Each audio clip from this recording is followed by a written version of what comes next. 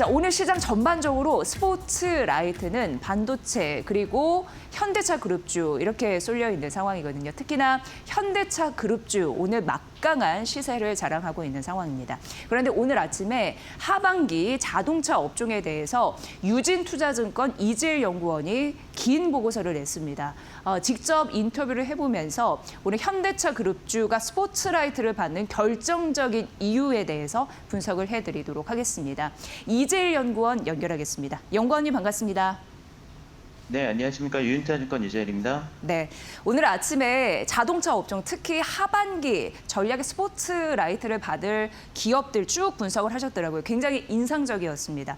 역시나 자동차 업종 하반기에 오늘 시장을 들어주는 영향과 같이 피지컬 AI가 막강한 영향력을 발휘할 것 같군요. 어떻게 보십니까? 네, 맞습니다. 올해 하반기에도 자동차 업종 주가 상승의 트리거는 피지컬 AI, 그러니까 로보틱스와 자율주행 관련된 기술력이 될 것이다라고 예상을 하고 있고요. 특히나 가장 중요하게 될 포인트는 로보틱스가 될 것 같습니다. 네, 로봇이 기업 가치, 밸류의 지렛대가 될 가능성이 높다라고 언급을 해주셨는데 하반기 비중 확대 전략 유효하다라고 말씀을 하셨죠, 리포트에. 그 투자 포인트에 대해서 구체적으로 들어보도록 하겠습니다. 어떻게 보십니까? 일단 첫 번째로 봐야 될 거는 결국에는 보스턴 다이내믹스 관련해서 앞으로 어떤 변화들이 있을지 이 부분을 눈여볼 필요가 있을 것 같은데요. 먼저 이제 보스턴 다이내믹스의 지분 구조 변화가 아마도 6월이나 7월 때 시점에 있을 것으로 예상이 됩니다. 지금 현대차 그룹뿐만 아니라 소프트뱅크가 일부 지분을 보유를 하고 있는데 6월과 7월 때 시점에 소프트뱅크의 풋옵션과 현대차 그룹의 콜옵션이 이제 만기가 됩니다. 그 말은 결국에는 현대차 그룹이 소프트뱅크의 지분을 확보할 가능성이 높다라는 거고 100% 자회사로 편입이 되는 것이기 때문에 이에 따라서 IPO를 추진을 한다라든지 아니면은 어떤 새로운 지분 구조나 협력 관계를 구축하는 등 여러 가지 다양한 선택지들이 생기기 때문에 보스턴 다이내믹스의 변화가 올해 중순부터 좀 가속화될 수 있다는 점을 눈여겨 봐야 된다라고 생각을 합니다.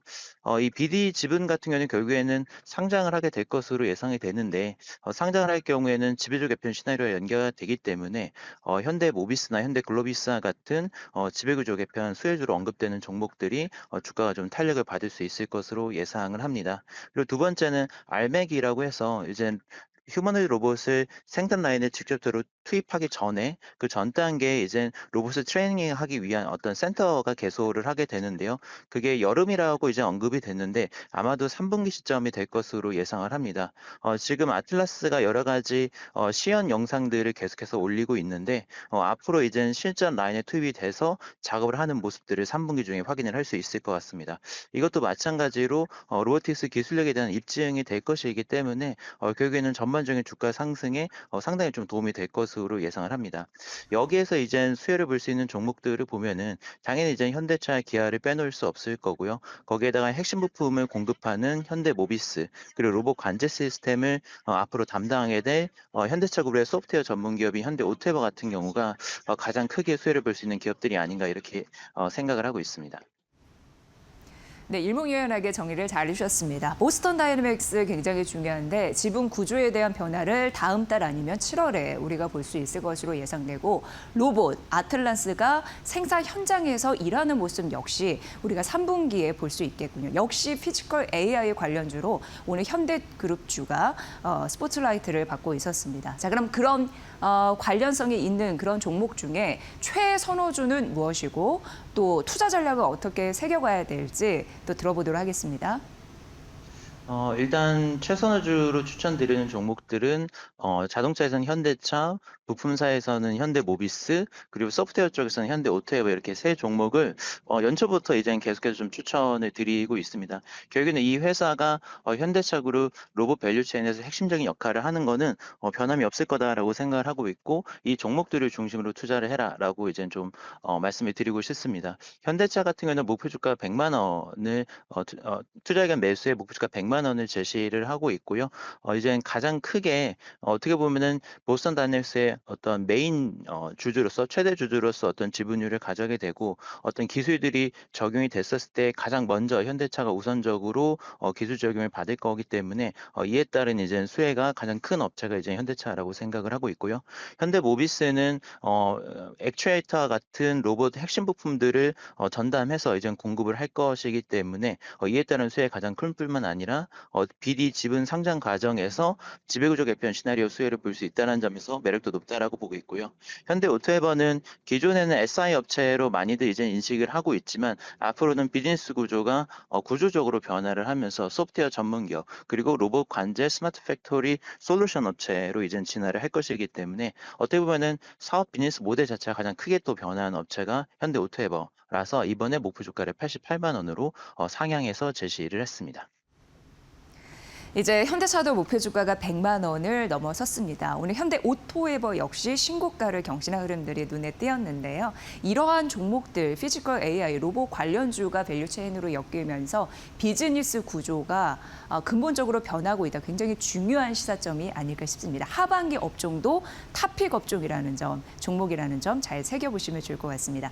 오늘 리포트 너무 잘 봤습니다. 다음번에도 좋은 인사이트 부탁드릴게요. 이재일 연구원이었습니다. 고맙습니다. 네, 감사합니다. 네, 오늘 유진투자증권의 리포트. 오늘 특히 현대차 그룹주 좀 튀잖아요. 또 특별히 골라봤습니다. 앞으로도 장중에 튀는 종목들 그날 아침에 나온 리포트를 중심으로 연구원 직접 연결해서 여러분께 발빠르게 소식과 전략 세워드리겠습니다. 오늘 SK하이닉스가 또 신고가를 경신을 했습니다. 시가가 장중 고가였습니다. 247만 원, 현재도 상승세를 유지를 하고 있는데요. 역시나 KB증권, 증권사에서는 삼성전자, SK하이닉스 목표 주가 상향 좀 이어지고 있는 모습이네요. 일단 KB증권에서 오늘 아침에 380만 원으로 목표 주가를 올려 잡았는데요. 기존 대비해서 27% 올려 잡은 그런 가격대가 되겠습니다. 당연히 디램과 낸드 가격이 상향 조정됐기 때문이고 그래서 올해 영업이익과 내년 영업이익 전망치 그 추정치가 높아졌습니다. 280조 올해 벌 거고 내년은 454조로 늘어날 것이다. 이렇게 되고 있는 상황입니다. 메모리가 언제까지 부족할까 이게 굉장히 또 관건입니다. 그래서 조정의 빌미가 이쪽에서 나오지 않을까 노심초사하면서 지금 보실 것 같습니다. 왜냐하면 가파르게 오르고 있기 때문이죠. 그런데 KB증권에서는 내년 메모리 공급 부족은 더 올해보다 심각할 것이다 이렇게 못 박아서 얘기를 했습니다. 그리고 특히나 HBM 가격인데요. 이게 작년 대비해서 그러니까 전년 동기 대비해서 내년이니까 올해겠네요. 100% 오를 것이다. 그래 딱 2배 HBM 가격이 뛸 것이다 이렇게 예상을 했습니다. 그래서 중요해서 제목도 이걸로 좀 붙여봤고요. 지금 HBM 같은 경우에는 D램 이 마진율이라고 해서 그거보다 격차를 빠르게 줄일 가능성이 있다라고 언급을 했는데요. D램 이익률이 영업이익률이거든요. 80%인데 그 격차를 축소한다라는 부분에서 의미가 있다라고 보시면 될 것 같습니다. 메모리 공급 부족 현상이 이어진다라고 말씀드렸는데 최소 2년간 이어진대요. 그러니까 2027년 내년, 2028년 이렇게 해서 진행이 될 것으로 예상되고요. 토큰 사용량이 7배 증가한다고 하는데 토큰 같은 경우에는 AI가 문장을 읽고 추론하고 최소의 데이터의 단위다라고 말씀드렸는데 토큰 사용량이 AI 에이전틱 초기 시대인데도 불구하고 7배 는다라는 부분에서도 긍정적일 수가 있고 그리고 HBM 증설에 워낙 이제 집중하다 보니까 일반 메모리 같은 부분에서는 그 공정을 전환해서 쓸 수밖에 없습니다. 그러니까 수급이 굉장히 타이트한 현상이 나타날 수 있다라고 언급되고 있는 상황입니다. 엔비디아 쪽도 언급이 됐습니다. 일단 베라루민 차세대 제품으로 요즘 많이 나오는 그런 제품인데요. 메모리 원가를 봤을 때 블랙웰 대비해서 5배가 비싸다고 합니다. 그리고 메모리 비중 보면은 그 전체 원가 구조에서 메모리 비중이 차지하는 게 이전 거, 그러니까 블랙웰 같은 경우에는 8%였는데 베라루빈에서는 25%로 굉장히 비싸져서 이제는 더 수익성 구조가 좋아졌다. 그러니까 비즈니스 자체가 달라졌다. 이렇게 표현을 했습니다. 오늘 380만 원을 올려잡았고 국내 증권사 중에 거의 최장산이 380만 원이거든요. 그런 부분 잘 참고해서 보시면 될 것 같습니다. 자, 그리고 2차 전지 관련주에 지금 매수세가 좀 최근 또 몰리고 있는 상황이고 ESS 모멘텀 이런 부분으로 관심을 받고 있는 상황인데요. JP모건에서 LG 엔소, 그러니까 최근 이제 잭팟이 또 터졌잖아요. 그것을 한번 분석하면서 목표 주가를 제시를 했습니다. 일단 목표 주가는 53만 원이라는 점 말씀드리고요. 미국의 미시간주, 디트로이트가 또 거기에 있잖아요. 그러니까 자동차 업종에 어떻게 보면은 핵심 그런 곳이라고 보시면 되는데 그 미시간주의 최대 에너지 기업이 DTA 에너지입니다. 근데 그게 이제 LG 에너지 솔루션과 함께 이제 계약을 맺은 거죠. 6기가와트의 ESS 배터리 공급 계약을 맺은 건데 6기가와트가 엄청 큰 거거든요. 그러니까 170만 가구가 1년 동안 전력을 쓸 수 있는 공급량이다라고 보시면 됩니다. 근데 공급 계약을 체결했고 규모는 약 2조 4천억 원 정도이고 올해 납품을 시작을 해서 내년 공급까지 한다. 2년 계약이다. 이렇게 보시면 될 것 같습니다. 그리고 글로벌 빅테크 기업 오라클과 오픈 AI가 AI 데이터 센터를 짓는 그런 스타게이트 프로젝트를 추진하는 거 아시죠? 그런데 여기에서 DTA 에너지가 LG 엔솔의 ESS를 그 핵심 8개 전력망 사업에 투입을 합니다. 그래서 이게 굉장히 중요한 그런 모멘텀이다라는 점 말씀드립니다. 그리고 미국 ESS 수요를 봤을 때요. 데이터 센터 비중이 작년은 6%였는데 이게 30년도 가면은 12%로 점프한다라는 점에서 ES 수요가 사실 전기차 캐즘을 돌파할 강력한 그런 출구다라고 보시면 될 것 같습니다. 그래서 LG 엔솔 53만 원으로 제시했다라고 말씀드렸는데 LG 엔솔이 가진 기업 가치 전략을 조금 더 설명해 드리도록 하겠습니다. 일단 미국의 이게 이제 AI 데이터 센터거든요. AI 데이터 센터 ESS 수주 잔고가 역대 최고치를 기록하고 있는 상황이고요. 앞으로 추가적으로 수주할 것으로 예상되는데 딱 20% 정도 역시 AI 데이터 센터 쪽에서 받을 것으로 예상되면서 우주 쪽, 그러니까 이쪽의 데이터 센터까지 확장하는 개념으로 보시면 될 것 같습니다. 미국 ESS 점유율이 작년에 10%였거든요. 이거 또 뛰겠죠. 그래서 내년 35% 이상 뛸 것이라고 예상되고 있는 바고요. 여기가 사실 LG 엔솔이 그동안 5개의 공장이 램프업 되면서 그러니까 본격적으로 동시에 가동이 되면서 고정비 부담이 좀 세게 나왔거든요. 그래서 주가가 잘 가지 못하는 흐름들이 있었습니다. 그런데 앞으로 좀 괜찮아질 가능성은 2분기 실적에서도 좀 우리가 점쳐볼 수가 있는데 흑자 전환될 것이라고 JP모건에서도 언급을 했고 한 860억 원 정도 흑자 전환될 거죠. 이 실적 데이터가 이제 나오는 겁니다. 그리고 하반기에 ESS 이런 수주 모멘텀에 더해서 큰 폭의 실적 개선이 있겠다. 이런 전략을 세웠으니까 관심 있게 지켜보시길 바라겠습니다. 오늘 그리고 이 포스코 퓨처엠을 좀 주목해서 보면 좋을 것 같더라고요. 굉장히 다양한 의미 그리고 중요한 의미가 있었고 오늘 아침에 나온 증권사 리포트고 하나증권에서 언급을 했습니다. 자, 일단 미국 MACR이 강화된다고 하는데 이게 중요한 개념입니다. 그러니까 앞으로 AMPC라고 보조금을 받으려면 너네 중국 기업을 배제해야 된다 이런 거거든요. 그러니까 MACR 같은 경우에는 탈중국 비율 이런 것을 좀 총칭한 개념이라고 보시면 됩니다. 쉽게 얘기해서 이제는 흑연, 탈중국해야 된다. 그러니까 중국 거 쓰지 말아라. 이게 이제 어떻게 보면 이제 필수 요청사항, 뭐 이렇게 압박 내용 이렇게 될 것으로 예상이 되고요. 이제 올해 중국산 40% 허용이잖아요. 근데 미국 MACR 그러니까 중국산 40%까지는 허용이 되니까 MACR은 60%라고 보시면 이제 빼기를 하시면 됩니다. 그런데 이게 23년도에는 중국산은 단 15% 비중만 허용하는 거거든요. 그러니까 MACR로 봤을 때는 이게 85%로 강화가 되는 겁니다. 이해를 하시면 될 것 같습니다. 그래서 어떻게 보면은 미국 이런 부분을 요건을 충족시키려고 하면 배터리 셀 업체에서는 이제 머리를 써야 된다 이렇게 보시면 될 것 같고요. 앞으로 ESS 관련해서도 그렇고 LFP 이런 부분 이제 확대가 되는 상황이잖아요. 그런데 양극재는 덜 쓰게 되고 음극재 비중이 높아지게 됩니다. 그래서 포스코 퓨처 앞으로 음극재를 주목해야 된다라는 부분인데 삼원계 배터리 같은 경우에는 양극재 비율 좀 많이 씁니다. 50%. 그런데 LFP 같은 경우에는 양극재 덜 쓰게 됩니다. 한 30에서 40% 비중으로 줄이게 된다라고 하고요. 비싼 거 재료, 니켈, 코발트 쓰지 않고요. 음극재 비중이 높아지는데 인조 흑연이 조금 더 중요해진다라는 가능성 보시면 됩니다. 왜냐하면 배터리 셀 업체 같은 경우에는 원재료값 굉장히 신경 쓰잖아요. 그런데 가성비 있는 저렴한 이런 부분 이제 구축하다 보니까 그런 패턴을 잘 읽어보시면 투자 포인트가 좀 읽히실 것 같습니다.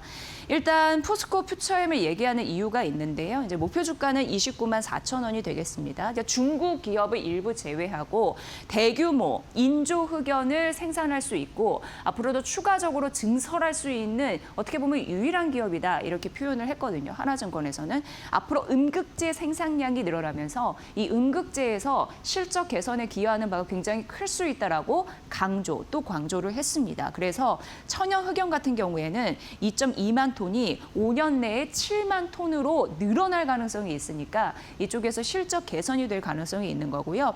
흑연 가치를 2조 7천억 원 정도 반영을 했을 때 총 기업 가치, 이거 리포트 보면 굉장히 자세하게 나와 있거든요. 근데 제가 간략하게 지금 축약한 거고요. 기업 가치는 26조 원 정도 바라본다. 이렇게 언급이 되어 있습니다. 어쨌든 2차 전지 관련주 여러분 잘 보시는 시는 분들 같은 경우에 앞서서 LG엔솔 같은 경우에도 대장주로 지속적으로 부각받고 있지만 이렇게 음극재 관련해서도 모멘텀이 있는 포스코 퓨처엠도 주목받고 있다는 점 다시 한번 생각해 보시면 될 것 같습니다. 그리고 이제 한국투자증권의 리포트도 눈에 띄었는데 지금 미국과 이란의 전쟁이 4개월 차로 넘어섰습니다. 90일 넘어서고 있는 상황입니다. 완전 종지부를 찍는 게 약간 좀 어려워 보이죠. 뭐 지속적으로 긍정적인 포인트를 나오더라도 그런데 어쨌든 이런 일련의 흐름 속에 역시나 정유 업종은 좋다라는 게 이 리포트의 골자다 이렇게 보시면 될 것 같고요.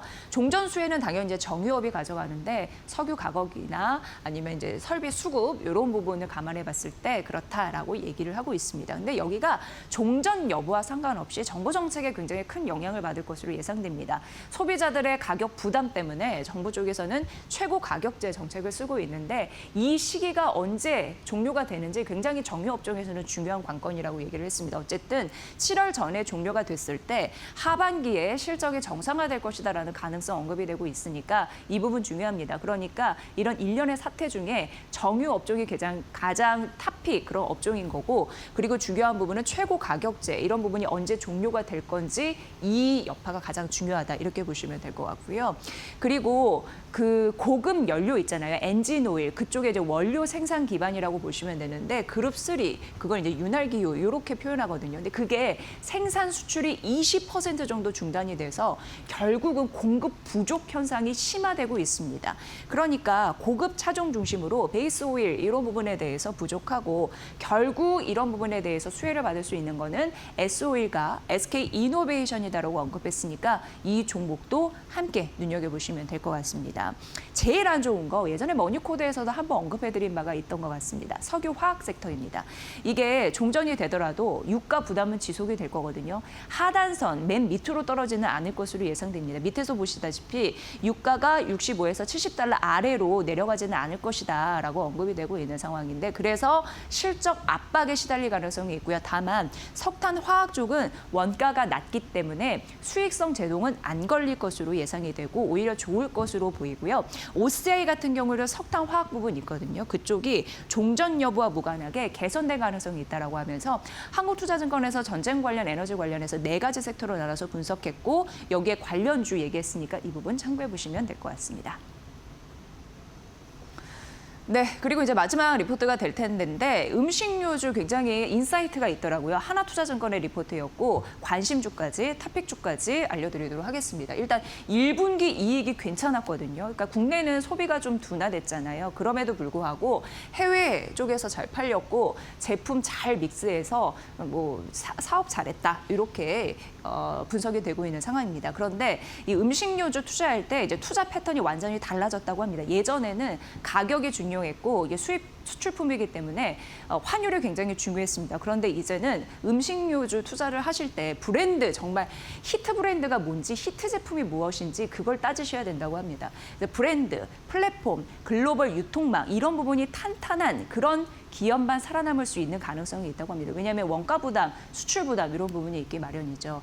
그리고 온라인 쪽에서 어떤 게 싼지 소비자들은 쉽게 가늠할 수 있기 때문에 가격 경쟁력 이런 부분이 있는 상황이고요. 채널이 또 여러 가지 뭐 1인 미디어 이런 부분도 많고 인플루언서 이런 부분도 많고 그렇기 때문에 채널이 파편화되고 있습니다. 그래서 이렇게 몬스터 베버리지 같이 뭐라고 할까요? 이게 이제 에너지 음식료 업종이 어떻게 보면 대장주라고 볼 수가 있는데 기업 가치, 기업 브랜드가 확고한 그런 기업만이 좀 살아남을 수 있는 구조가 아닌가, 옥석거리 굉장히 필요하다라고 언급을 했습니다. 그리고 수출 같은 경우에도 예전에 미국, 중국 중심이었는데 이제 다 변화됐습니다. 그래서 어느 하나의 국가에 의존하는 그런 부분이 굉장히 낮아졌다라는 부분에서 이제는 유럽, 동남아 신성장 채널 이런 부분으로 다각화됐다라는 점 말씀드리고요. 그래서 대표 SKU라고 해서 그냥 대표 제품입니다. 예를 들어 삼양식품 같은 경우에는 불닭볶음면 있잖아요. 하나 잘 되면 그 기업을 먹어 살리죠. 그렇기 때문에 그 한 제품 히트 상품이 무엇인지 그게 있는지 없는지 굉장히 중요하다라고 언급을 했고요. 역시나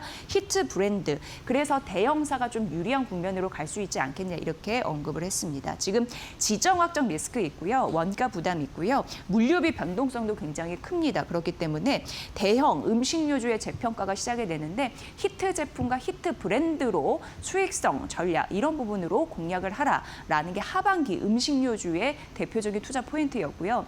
다음 페이지 보면 두 가지 탑픽을 제시를 했습니다. 하나투자증권에서는 KTNG 얘기했거든요. 목표 주가는 25만 원인데 해외 관련이 하나 팔아도 이제 단가나 그리고 물량 이런 부분에서 Q와 P가 동시에 올라가기 때문에 긍정적이다라고 얘기를 했습니다. 게다가 카자흐스탄 지금 공장 돌아가고요. 신공장 인도네시아 이런 부분을 생산을 시작을 했기 때문에 원가와 물류비에 대한 부담감이 있지만 이쪽에서 상쇄할 가능성이 있다라고 언급을 했습니다. 그리고 차세대 제품이 필름 몰입사 장기적인 계약을 하거든요. 이런 부분에 대해서도 긍정적이다라 진입을 했다고 할 페이지 2.